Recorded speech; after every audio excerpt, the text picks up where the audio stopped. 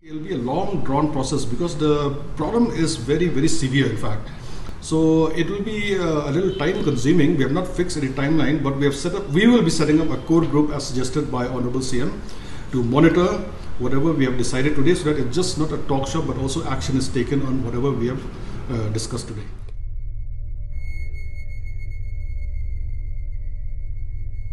Anyone discharging directly into the rivers and anyone having faulty septic tanks and defective septic tanks, if they don't repair in 10 days time, fine will be imposed at the rate of 500 rupees per day.